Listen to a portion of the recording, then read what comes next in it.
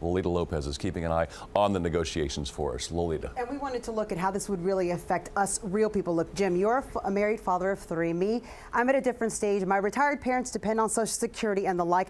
The point here is that everyone is affected if the American economy goes into default. And as we stand right here, the debt clock, well, look at it. It just keeps on ticking. A live look now at Capitol Hill, and the latest word is that a bipartisan debt deal may just be hours away. But regardless, there's our live look. What happens? We're going to have to pay. A new and improved plan to raise the debt ceiling could come for a vote Sunday evening. Being discussed, $3 trillion in cuts over 10 years, proposed new amendment for balancing the budget, and none of the tax increases President Obama had called for. If something doesn't happen by Tuesday's deadline, many here will feel it in their wallets. Most of the sewing machines that we make are for defense contractors. Robert Ross runs the family-owned business Camatron Sewing Machines in New Jersey. He relies on credit plus federal contracts to keep up shop and pay for his 4 employees. All of this goes away if I close up. What is everybody going to do? I can't make it without that check. I mean, that's my livelihood. Social Security and Medicare could be cut if no deal is reached. These senior citizens, some who have survived wars and the Great Depression, rely on these checks and have gone from scared to angry. This could be a catastrophe.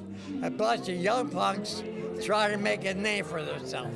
No debt resolution, and here's what else could happen. Checks to soldiers might stop. The last assured paycheck comes August 1st, the day before the deadline.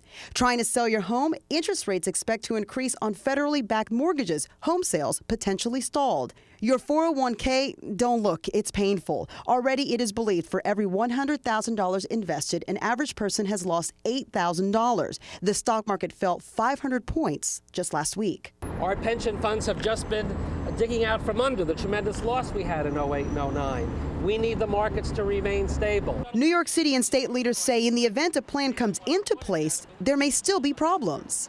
Even if they have a last-minute resolution on the debt ceiling question, there still runs the risk of the credit rating being downgraded.